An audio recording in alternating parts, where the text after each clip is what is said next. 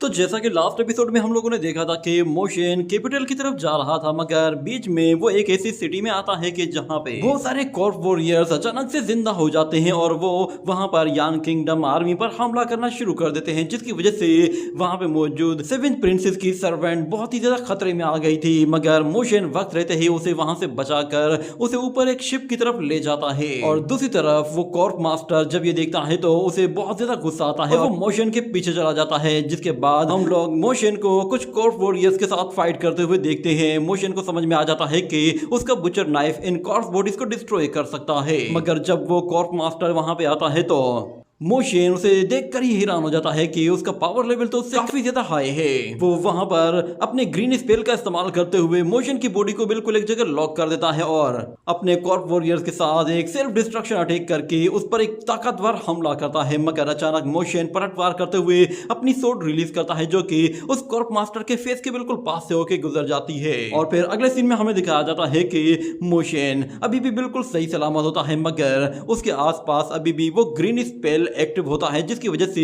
उसकी बॉडी एक जगह लॉक हो चुकी थी, वो हिल नहीं पा रहा था। मगर क्योंकि उसके पास एक स्पेशल सूट मौजूद था तो उसकी वजह से उसने खुद को बहुत ही आसानी से बचा लिया था। और उसके आसपास बहुत ज्यादा धूल मटी उड़ रही होती है, जिसकी वजह से उस कॉर्प मास्टर को कुछ दिखाई नहीं देता और वो खुश हो रहा होता है कि इस एक्सप्लोजन के बाद इस लड़के की बॉडी बुरी तरह से डैमेज हो गई होगी, क्योंकि मेरे मास्टर ने मुझे बताया था कि इस तरह के अटैक से न सिर्फ हम लोग 7 स्पिरिट्स को डिस्ट्रॉय कर सकते हैं बल्कि 3 सोल्स को भी खत्म कर सकते हैं। मगर जैसे ही वो मोशन को देखता है तो वो बिल्कुल चौंक जाता है और कहता है ये नामुमकिन है, तुम्हारे जिस्म पे तो एक खरोच तक नहीं आई। मगर वो ये देखकर काफी खुश होता है कि उसका ग्रीन स्पेल अभी भी एक्टिव है और उसकी वजह से मोशन हिल नहीं पा रहा। और हमें दिखाया जाता है कि मोशन की वो ड्रेस उसे उस स्पेल से नहीं बचा पा रही थी और यहाँ पर वो कॉर्प मास्टर हंसना शुरू कर देता है और कहता है कि मुझे लगा ही था कि तुम कोई ना कोई चालाकी करोगे, इसीलिए मैंने पहले ही ग्रीन पेपर को एक्टिव रखा था ताकि तुम कोई उल्टी सीधी हरकत ना कर सको। पर मैंने सोचा भी नहीं था कि तुम्हारे पास इस तरह का कोई सूट होगा कि जो मेरे इतने पावरफुल डिस्ट्रक्शन अटैक को भी बर्दाश्त कर जाएगा। पर खैर, वैसे भी तुम अभी तो यहाँ पे मौजूद हो ही, क्यों ना मैं तुम्हें अपने पपेट की तरह यूज करूं। इतना कहने के बाद उसकी नजर वहां पर उस सोर्ड पर पड़ती है जो कि मोशन ने उस पर अटैक करने के लिए फेंकी थी, मगर वो एक दरख्त में फंसी हुई होती है और वो मास्टर जब उस सोर्ड की तरफ जाकर देखता है तो वो उसे पहचान जाता है कि ये तो यान कांगो की उन 16 क्लासिक सोर्ड्स में से एक है जिन्हें यान कांग किंगडम में बनाया गया था। ये 16 सोर्ड्स दुनिया की सबसे बेस्ट सोर्ड्स हैं और अगर ये सोर्ड तुम्हारे पास है तो इसका मतलब ये है कि तुम्हारा यान कांग किंगडम के साथ कोई बहुत ही क्लोज रिलेशन होगा। मगर यहाँ पर मोशन उसकी बातें तो सुन पा रहा था, मगर ना वो बोल पा रहा था ना ही कोई मूवमेंट कर पा रहा था। और दूसरी तरफ व्हाइट फॉक्स कहती है कि ये कॉर्प मास्टर जो कि डेड बॉडीज को मैनिपुलेट करता है ये असल में यान कांग का दुश्मन है। और इस तरफ वो कॉर्प मास्टर हंसते हुए कहता है कि फाइनली मेरे हाथ ऐसा ट्रेजर लग गया है कि जिसके बाद यान कांग किंगडम की बहुत ज्यादा बेइज्जती होगी। ये कहने के साथ वो उस सोर्ड को अपनी तरफ खींचना शुरू करता है और साथ में मोशन की बॉडी के पीछे लगा हुए उस नयाम को भी अपनी तरफ खींचता है और कहता है कि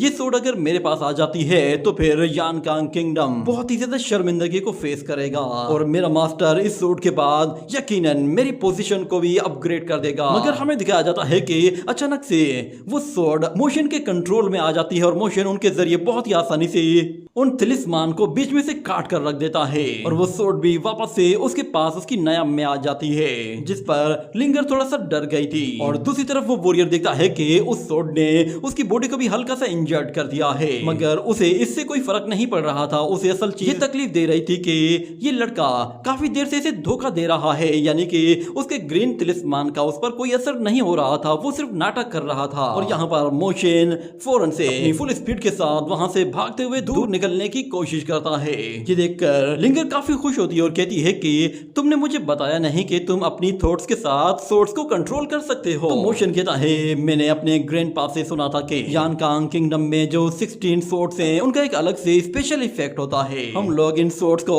एक लिमिटेड रेंज तक अपनी मर्जी से कंट्रोल कर सकते हैं, इसके लिए बस हमें अपनी वाइटैलिटी इनके अंदर इंजेक्ट करनी होती है। और वैसे भी इस सोर्ड को कंट्रोल करने के लिए इसकी नयाम को भी कंट्रोल करना पड़ता है और ऑलरेडी घड़ी मेरे हाथ में मौजूद थी। तो फिर लिंगर कहती है कि इसका मतलब ये है कि तुम उस स्वॉर्ड को एक सिल्वर ड्रैगन की तरह यूज कर सकते हो, जैसे ही वो अपनी नयाम में वापस आती है तो उसका फंक्शन कंप्लीट हो जाता है। यानी कि उस स्वॉर्ड को कंट्रोल करने के लिए उसकी नयाम को कंट्रोल करना जरूरी है। मैंने तो सोचा भी नहीं था कि तुम मुझसे भी ज्यादा समझदार निकलोगे।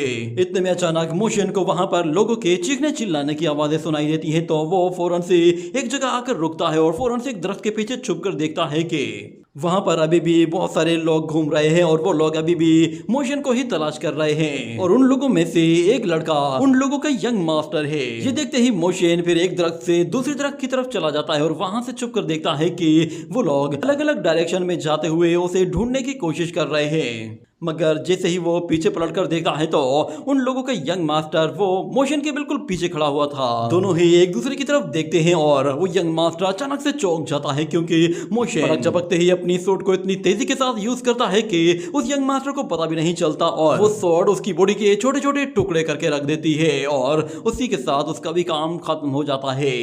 मगर फिर मोशन को वहां पर बाकी लोगों की आवाजें सुनाई देने लगती हैं। वो लोग अपने यंग मास्टर को ढूंढ रहे होते हैं, मगर उनका यंग मास्टर ना उन्हें कोई आवाज देता है ना ही उन्हें कहीं दिखाई देता है, जिस पर वो लोग काफी परेशान हो जाते हैं और उसे यहाँ वहां तलाश करना शुरू कर देते हैं और एक दूसरे से कहते हैं कि जल्दी से चारों तरफ फैल जाओ और उन्हें जल्द से जल्द ढूंढने की कोशिश करो। मोशन वहां पर एक पत्थर के पीछे छुपा हुआ बैठा था और वो देख रहा होता है कि वो सारे लोग चारों तरफ फैलते जा रहे हैं। इतने में उसके दिमाग में फिर एक आइडिया आता है। वो उन लोगों के यंग मास्टर के ऊपर अपने डिमोनिक कल्ट सेक का एक मैजिक स्पेल यूज करता है और दूसरी तरफ वो कॉर्प मास्टर जब वो नीचे आता है तो वो देखता है कि वहां पर बहुत सारे सोल्जर्स मरे हुए हैं। ये देखकर वो काफी हैरान होता है और कहता है कि ये तो मेरे डिसाइपल्स हैं। इन लोगों की बॉडी में स्वॉर्ड के निशान से, इसका मतलब है कि इन लोगों को उसी यंग लड़के ने ही मारा होगा। जिसके बाद उसे याद आता है कि उन लोगों का यंग मास्टर भी तो यहाँ पे मौजूद था, वो कहाँ गया। वो देखता है कि वहां पर उसका वो यंग मास्टर शाओ भी खड़ा हुआ है, इसीलिए वो उसके पास चला जाता है और कहता है कि यंग मास्टर शाओ आप यहाँ पे क्या कर रहे हैं। मगर उसे नजर आता है यंग मास्टर शाओ तो पहले से ही मर चुका है और वो एक पपेट की तरफ वहां पे खड़ा हुआ है। उसकी बॉडी में सोल मार्क लगे हुए होते हैं, जिसका मतलब था कि उसकी बॉडी को मैनिपुलेट किया गया है। ये देखकर वो कॉर्प मास्टर कहता है मेरी न्यू जनरेशन में ये लड़का सबसे जीनियस था, पर ये भी उस यंग लड़के का मुकाबला नहीं कर पाया। मगर आखिर वो लड़का मेरी ही तरह की सेम टेक्निक को कैसे यूज कर रहा है। इस टेक्निक के साथ तो हम लोग कॉर्प बॉडीज को यूज करते हैं, कहीं इस लड़के ने किसी टियानमोसेक मैजिक स्पेल को तो यूज नहीं किया। और फिर वो खुद से ही अज्यूम करता है कि इस लड़के ने जरूर टियानमोसेक के ही स्पेल को यूज किया होगा और उसने थ्रेड टेक्निक को यूज करते हुए यंग मास्टर शाओ की बॉडी को कंट्रोल कर लिया होगा और उसी के साथ ही उसने यंग मास्टर शाओ को यूज करते हुए हमारे बाकी के सारे डिसाइपल्स को भी मरवा दिया होगा। और रियलिटी में भी बिल्कुल ऐसा ही हुआ था। मोशन ने उसकी बॉडी को कंट्रोल करते हुए बहुत ही आसानी से बाकी के सारे सोल्जर्स का काम तमाम कर दिया था। और फिर वो कॉर्प मास्टर देखता है कि उसकी यंग मास्टर का शेडो तो है ही नहीं, इसका मतलब ये है कि उस लड़के ने मैजिक शेडो इल्यूजन टेक्निक को यूज किया है, जिसका मतलब साफ है कि ये लड़का टियानमोसेक का ही कोई डिसाइपल है। अब समझ में आ रहा है कि मेरे तिलिस्मान का इस लड़के के ऊपर कोई असर क्यों नहीं हो रहा था। इस लड़के ने क्रिएशन डीमन स्पेल को यूज करते हुए अपनी सोल को लॉक किया हुआ है। अगर हमारे सेक्ट में किसी को भी पता चल गया कि वो लड़का मेरी पकड़ से निकलकर भागा है तो फिर मेरी बहुत ज्यादा बेइज्जती होगी। और ऊपर से अगर उन लोगों को ये पता चला कि यंग मास्टर मेरी मौजूदगी में ही मारा गया है तो फिर सेक्ट मास्टर पता नहीं मेरे अगेंस्ट क्या एक्शन लेंगे। हो सकता है कि शायद वो मुझे जान से मार डाले। इतने में वहां पर उसके कुछ और डिसाइपल्स आ जाते हैं और कहते हैं कि मास्टर हमें यहाँ पे कुछ गड़बड़ लग रही है। इतना कहने के साथ वो कॉर्प मास्टर फौरन से ग्रीन स्पेल का यूज करते हुए उन सारे ही लोगों की बॉडीज को वहां पर लॉक कर देता है और अपने स्पेल का इस्तेमाल करते हुए उन सबको वहीं पर ही जान से मार देता है। और फिर वो मोशन के बारे में कहता है कि अगर वो लड़का वाकई में टियानमोसेक से आया है और वो डीमन क्रिएशन आर्ट का इस्तेमाल करते हुए लोगों की बॉडी से उनके शेडो को कट करके उससे एक न्यू बॉडी क्रिएट कर रहा है, तो इसका मतलब ये है कि उसकी क्रिएट की हुई बॉडी के अंदर भी रेड लाइंस मौजूद होनी चाहिए। मगर मैंने जिन डिसाइपल्स को मारा है इनमें से किसी की भी बॉडी में रेड लाइन मौजूद नहीं थी, पर मुझे इन लोगों को तो मारना ही था क्योंकि ये आगे चलकर मेरे ही लिए मुसीबत बन जाते। अब मुझे इन लोगों की बॉडीज को जलाना होगा ताकि किसी को भी पता ना चले कि इन्हें मैंने मारा है।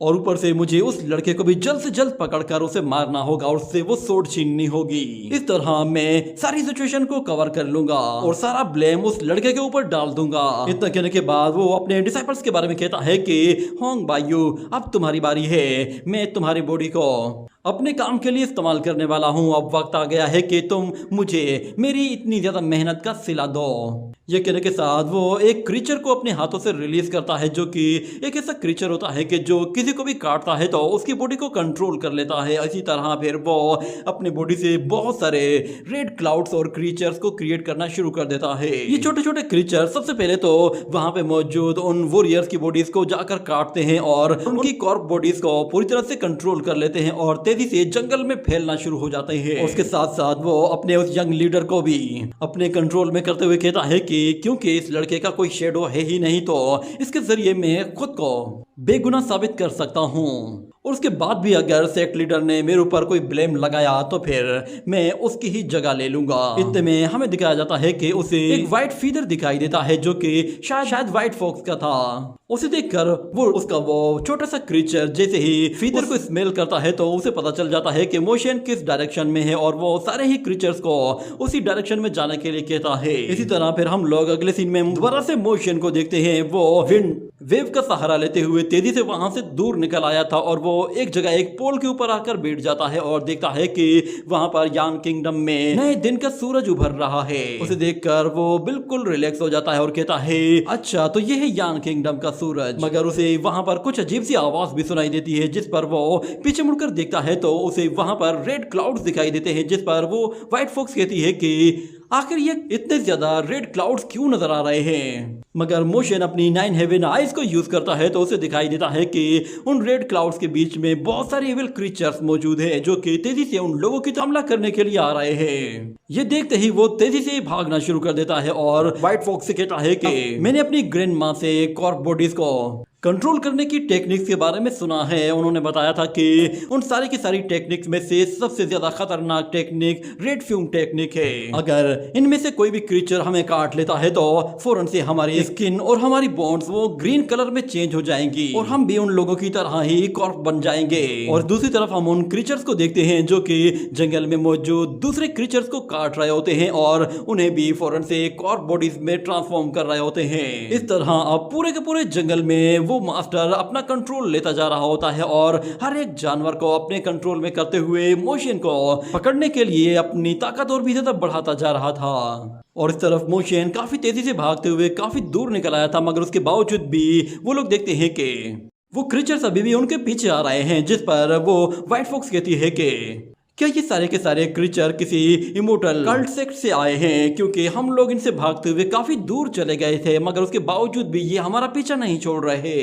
आखिर ये किस तरह के क्रीचर्स हैं जो कि हर जगह हमें ढूंढ लेते हैं। तो फिर मोशन उसे बताता है कि वो कॉर्प मास्टर असल में एक 7 स्टार रियलम कल्टीवेटर है, इसलिए उसके पास एक ऐसी एबिलिटी है कि जिसके साथ वो हमारी हल्की सी स्मेल के साथ भी हमें ट्रैक कर सकता है। हम लोग जितना मर्जी चाहे भाग ले मगर वो हमें हर जगह ढूंढ ही लेगा। इसके लिए बेहतर यही है कि हमें कोई और रास्ता निकालना होगा जिससे हम उससे जान छुड़ा सके। और यहाँ पर वो कॉर्प मास्टर कहता है कि मैंने एक मर्तबा तुम्हारी लोकेशन को टारगेट कर लिया तो फिर तुम चाहे कहीं चले जाओ, तुम मेरी पहुंच से दूर नहीं जा पाओगे। ये कहने के साथ वो जोर जोर से हंसता है और फिर से अपने उन क्रीचर्स को न्यू ऑर्डर्स देता है, जिसकी वजह से अब वहां पे मौजूद वोल्फ, लिपर्ड्स और बड़े बड़े जानवर भी अब मोशन का पीछा कर रहे होते हैं। मगर दूसरी तरफ हमें दिखाया जाता है कि यानकांग किंगडम की आर्मी भी उसी रास्ते से आ रही होती है और वो लोग जब उन रेड क्लाउड्स को देखते हैं तो वो कहते हैं कि आगे कुछ ना कुछ गड़बड़ है, इसीलिए सब लोग लड़ने के लिए तैयार हो जाओ। ये कहने के साथ वो लोग वहीं पर ही रुक जाते हैं और लड़ने के लिए अपनी सोर्स बाहर निकाल लेते हैं। और हमें दिखाया जाता है उस कैरिज के अंदर एक लड़की होती है जिसका नाम है चुयोन। वो मोशन को देखती है कि वो अपनी जान बचाकर उस रेड फ्यूम से भाग रहा है तो वो फौरन से अपनी सोर्ड को जैसे ही निकालती है तो उसकी सोर्ड एनर्जी फौरन से उस कैरेज से बाहर आते ही एक जगह इकट्ठी हो जाती है और देखते ही देखते वो एनर्जी एक जायंट सन में कन्वर्ट हो जाती है। और मोशन वो जैसे ही उस सन को क्रॉस करके उसके दूसरी तरफ जाने वाला होता है तो वो देखता है कि उस सन से तो बहुत सारी सोर्ड्स बाहर निकल रही हैं जो कि फ्लेमिंग सोर्ड्स हैं। और देखते ही देखते वहां पर फ्लेमिंग सोर्ड्स की बारिश हो जाती है, जिससे वहां पे मौजूद जितने भी क्रीचर्स होते हैं वो सब के सब उन सोर्ड्स के हाथों मारे जाते हैं। और कुछ ही देर के अंदर उन सारे ही विल क्रीचर्स का सफाया हो जाता है। ये देखकर मोशन भी हैरान हो गया था। और दूसरी तरफ हम देखते हैं कि ग्रैंडपा वांग शेन वो उस कॉर्प मास्टर के बिल्कुल पीछे आ गया था, जिस पर वो कॉर्प मास्टर हैरान हो जाता है कि ये बंदा यहाँ पे आया कब, मुझे पता क्यों नहीं चला, और ये बंदा है कौन जिसका एक बाजू ही कटा हुआ है। और यहाँ पर ग्रैंडपा वांग शेन वो बिल्कुल रिलैक्स खड़ा हुआ होता है और उन एविल क्रीचर्स को आराम से मारते हुए उन्हें खत्म करता जा रहा था। ये देखकर वो कॉर्प मास्टर हैरान हो जाता है कि आखिर ये कौन है। ग्रैंडपा वांग शेन के चारों तरफ एक ऐसा ऑरा होता है कि जो उन एविल क्रीचर्स को एक एक करके मारता जा रहा होता है और कोई भी उसके करीब तक नहीं जा पाता। और इस तरफ मोशन उस सन फॉर्मेशन को देखकर काफी सरप्राइज हो चुका था। वो कहता है कि ये सन स्वॉर्डमैनशिप लाजवाब है, मैंने आज से पहले कभी भी इस तरह की स्वॉर्डमैनशिप नहीं देखी थी। इस सन स्वॉर्डमैनशिप ने बहुत ही कम टाइम में सारे ही क्रीचर्स का खात्मा कर दिया है। वो शख्स जो कोई भी है, मगर वो उस कैरेज के अंदर है, मैं वहां नहीं जा सकता। इतने में वो कैरेज ही उसके पास आ जाता है, तो उसके अंदर से वो लड़की बाहर निकलती है और अपनी स्वॉर्ड वापस पकड़ लेती है, जिसके बाद उसके सोल्जर्स कहते हैं कि सब कुछ क्लियर है। ये सुनते ही चूयू वो वापस नीचे आ जाती है, तो मोशन उससे कहता है कि मेरी मदद करने के लिए आपका बहुत बहुत शुक्रिया। मगर चूयू कहती है कि लिटिल ब्रदर तुम कौन हो और कहां से आए हो। तो मोशन बताता है कि मुझ पर इमोर्टल स्लेयर कल्ट के मास्टर्स ने हमला कर दिया था, इसीलिए मुझे वहां से भागकर अपनी जान बचानी थी, तो मैं वहां से दूर निकल आया। मगर वो लड़की उससे कहती है कि तुम्हारा वहां से निकलना इतना आसान नहीं होगा, मैं जानती हूँ तुम्हें काफी तकलीफ हुई होगी, मगर मैं लिजू सेक्ट की द परफेक्ट मास्टर हूँ और मैं यंग डायनेस्टी की मदद करने के लिए जा रही हूँ, क्योंकि सुनने में आया है कि वहाँ पर कुछ लोगों ने गद्दारी की है। ये सब कुछ मेरा फॉल्ट है, मैंने ही उन लोगों को इतनी ज्यादा छूट दे दी थी, मगर अब मेरी लिजू गवर्नमेंट ने वहाँ पर अपने ट्रूप्स को भेजना शुरू कर दिया है और हम लोग बहुत जल्द सिचुएशन कंट्रोल कर लेंगे। मगर तुम बताओ कि तुम यहाँ से कहाँ जाने वाले हो। तो मोशन उसे बताता है कि मैं असल में कैपिटल की तरफ जाना चाहता हूँ। तो वो लेडी कहती है कि ठीक है, तुम मेरा ये टोकन अपने साथ ले जाओ, तुम्हें आगे एक ऐसी कार्ट मिल जाएगी कि जो तुम्हें सीधा कैपिटल तक पहुंचा देगी। और मेरा ब्रदर यू युआन वो कैपिटल का एक ऑफिशियल लीडर भी है, इसीलिए वो तुम्हें वहां पर मिलेगा, तो तुम उसे मेरे बारे में बता देना कि मैंने ही तुम्हें भेजा है। उम्मीद है कि हमारी फ्यूचर में दोबारा मुलाकात जरूर होगी। तो मोशन कहता है इसके लिए आपका बहुत बहुत शुक्रिया, मैं आपका ये एहसान हमेशा याद रखूंगा। ये कहने के बाद मोशन वहां से जाने लगता है और दिल ही दिल में कहता है कि लगता है यानकांग किंगडम में सारे ही लोग बुरे नहीं होते। मैं जब से यहाँ पे आया हूँ मेरी बहुत सारे अच्छे लोगों से भी मुलाकात हुई है। और यहाँ पर मिस चूयू कह रही होती है कि ये बेचारा कितना मासूम लड़का है, इसकी इतनी कम एज में फैमिली मार दी गई होगी और ये अकेला ही अपनी जान बचाकर भाग निकला है। उम्मीद है कि इस जैसे और भी बहुत सारे लोग होंगे जो कि उस डी कंट्री में सरवाइव कर गए होंगे। और यहाँ पर वो कॉर्प मास्टर वांग शेन से कह रहा होता है कि आखिर तुम हो कौन और तुम्हारी हिम्मत कैसे हुई मेरे इस डेथ फ्यूम के अंदर आने की। ये कहने के साथ वो अपनी कॉर्प बॉडीज को उसकी तरफ अट्रैक्ट करते हुए उसे मारने की कोशिश करता है, मगर वहां पर मास्टर वांग शेन तो बिल्कुल रिलैक्स खड़ा हुआ था, जिसे उसे इन चीजों से कोई खास फर्क नहीं पड़ता। वो जैसे ही सारी कॉर्प बॉडीज एक साथ उसके करीब पहुंचती है तो मास्टर वांग शेन अपनी धर्मा बॉडी को एक्टिवेट कर देता है, जिससे वो सारी कॉर्प बॉडीज को उठाकर दूर फेंक देता है और देखते ही वो कॉर्प बॉडीज जलकर राख हो जाती है। ये सब देखते ही वो कॉर्प मास्टर बिल्कुल हक्का बक्का हो जाता है कि आखिर ये क्या चीज है, इसने इतनी आसानी से मेरे कॉर्प वॉरियर्स को जलाकर राख कर दिया। मास्टर वांग शेन की डिवाइन बॉडी को देखकर वो बंदा बिल्कुल सदमे में चला जाता है, जैसे उसे अपने सामने अपनी मौत दिखाई दे रही हो। मगर यहाँ पर ग्रैंडपा वांग शेन जैसे ही अपनी धर्मा बॉडी को वापस से गायब कर देता है तो वो वॉरियर उसके आगे झुक जाता है और कहता है मैं जानना चाहता हूँ कि आप कौन है, मैं आपसे ज्यादा कुछ नहीं चाहता, बस मेरी जान बख्श दे। ये सुनते ही मास्टर वांग शेन फौरन से अपने एक हाथ से एनर्जी रिलीज करते हुए एक वहां पर थंडर लाइटनिंग ड्रैगन को समन करते हैं, जो कि वहां पर गोल गोल घूमते हुए ऊपर की तरफ जाता है और अचानक उसकी बॉडी से बहुत सारी लकड़ियां नीचे की तरफ गिरती हैं, तो उनके साथ साथ वहां पर एक कॉफिन भी नीचे गिरता है। मास्टर वांग शेन सिर्फ अपनी थंडर लाइटनिंग के साथ ही वहां पे मौजूद दरख्तों को काट कर उनसे ये कॉफिन बना चुका था और वो कॉर्प मास्टर समझ जाता है कि अब उसकी मौत तो पक्की है, मगर वो दिल ही दिल में कहता है मैंने आज से पहले न जाने कितने ही दुश्मनों का सामना किया है, मगर ये बिल्कुल डिफरेंट है। और यहाँ पर मास्टर वांग शेन उससे कहता है कि मैं जानता हूँ कि तुम बिल्कुल भी अच्छे इंसान नहीं हो, मैं चाहूँ तो तुम्हें अभी के अभी मार सकता हूँ, मगर मैं तुम्हें एक ऑप्शन दे रहा हूँ, तुम अपने हथियार डाल दो और यहाँ से चले जाओ, तो फिर मैं तुम्हें बचने का एक मौका दे दूंगा। और अगर तुम मेरी बात नहीं मानते तो फिर ये कॉफिन तो यहाँ पे मौजूद है, तुम खुद ही चूज करो कि तुम्हें इन दोनों में से क्या चाहिए। तो वो कॉर्प मास्टर फौरन से उसके आगे गिड़गिड़ाते हुए कहता है कि मैं तुम्हारी बात याद रखूंगा, मैं अब किसी पर कोई हमला नहीं करने वाला, ये कहने के साथ वो ऊपर की तरफ उठकर देखता है तो वहां पर कोई भी नहीं होता, जिस पर वो बिल्कुल हैरान हो जाता है कि वो मास्टर कहाँ चला गया। मगर फिर वो गुस्से में उस कॉफिन को लात मारते हुए कहता है, इस बार तो मैं बाल बाल बचा, शुक्र है कि मैंने टाइम रहते ही हार मान ली, वरना मेरे कोई भी स्किल इसके अगेंस्ट काम नहीं आने वाले थे। शुक्र है कि मैंने जिंदगी बचाने के लिए इस तरह की ट्रिक्स को पहले ही प्रैक्टिस कर लिया था, क्योंकि जहाँ भी दाल न गले वहां पर घुटने टेक देने चाहिए। मगर उसे इस बात पर भी गुस्सा था कि उसने जिस क्रीचर को कई साल तक रिफाइन करके उसके साथ अपनी रेड लाइन टेक्निक यूज की थी, उसे मास्टर वांगशेन ने पल भर में ही खत्म कर दिया था। और ऊपर से वो मोशन के बारे में कहता है, उसे तो मैं जाने दूंगा ही नहीं, मैं जानता हूँ वो टियानमो सेक्ट से आया है। और यहाँ पर मोशन काफी स्पीड के साथ भाग रहा होता है, यहाँ तक कि लिंगर वो बहुत ही मुश्किल से उसे होल्ड कर पा रही थी। और फिर मोशन वहां पे मौजूद कुछ प्लांट्स की तरफ आता है तो लिंगर कहती है कि आखिर तुम करना क्या चाहते हो। तो मोशन उसे बताता है कि ये प्लांट असल में अर्थवर्म प्लांट है, जो कि सेक्ट्स के लिए बहुत ही ज्यादा खतरनाक होता है। यूं समझ लो कि इसे 100 इंसेक्ट एनिमी कहा जाता है। ये कहने के बाद वो वहां पर और भी बहुत सारे स्पिरिचुअल हर्ब्स को इकट्ठा करना शुरू कर देता है, जिससे वो वहां पर कोई मेडिसिन बनाने की तैयारी करता है। मगर वहां पर वो रेड फ्यूम अभी भी उसके पीछे पीछे ही जा रहा था। और इस तरफ लिंगर कहती है कि यंग मास्टर, मुझे बताइए तो सही, आप इन स्पिरिचुअल हर्ब्स का क्या करने वाले हैं? ये सब बिल्कुल एक जैसे ही है।